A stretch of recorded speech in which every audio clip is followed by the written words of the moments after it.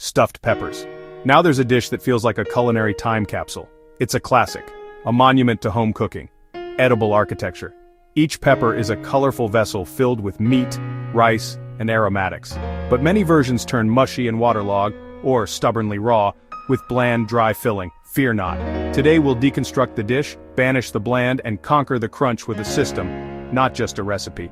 We'll measure, we'll chop, we'll sauté, we'll bake, and unlock the secret that makes stuffed peppers unforgettable. First hardware, a sharp chef's knife, a large cutting board, a 12-inch skillet, and a snug 9x13 baking dish.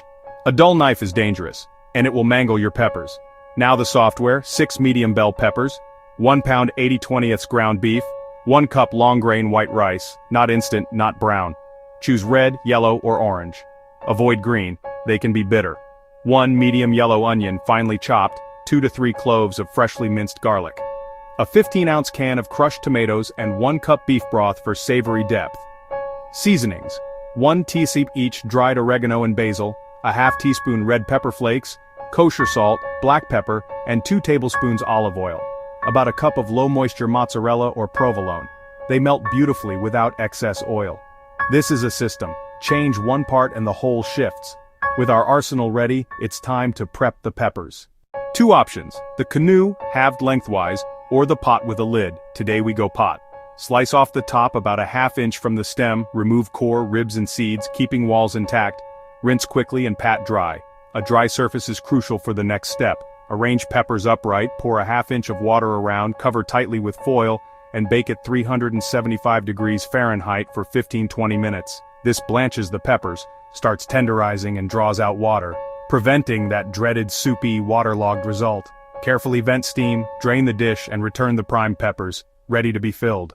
Heat the skillet, add a tablespoon of olive oil, and sauté the onion until soft and translucent, not deeply browned. Add the 80/20 ground beef. Break it up and brown thoroughly. The Maillard reaction builds deep savoriness. Pour off excess fat, leaving about a tablespoon, enough for flavor without greasiness. Add garlic, oregano, basil, and red pepper flakes. Stir 30 seconds to bloom in hot fat, awakening essential oils.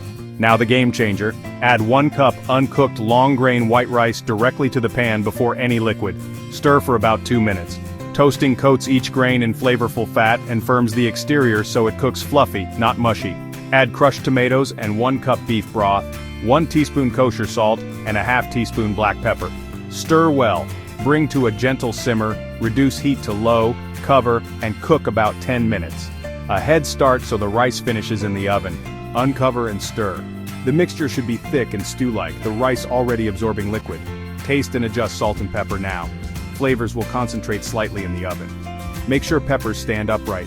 Prop with each other or small foil balls. Stability prevents spills. Spoon in the meat and rice mixture, packing gently but firmly to the very top. A slight mound will brown beautifully.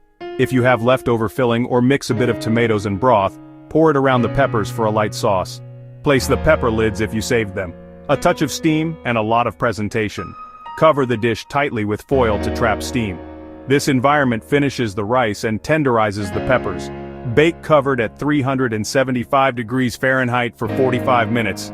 That's where the magic happens. Flavors meld, texture's perfect. Carefully remove the dish and foil. Beware the steam. The peppers should be tender, the filling hot and bubbly. Blanket each pepper with shredded mozzarella and provolone. Return to the oven uncovered for 10 to 15 minutes until melted, bubbling, and spotted golden brown. Let them rest 10 minutes. This sets the filling and keeps you safe. Lift gently onto plates and spoon the tomato beef juices around the base. Finish with fresh parsley, or basil, or chives, for color and brightness. Key control points. Pre-bake peppers to draw moisture and tenderize. Build flavor with onions, ground beef, and bloomed spices. Toast raw rice in the pan, then simmer before baking.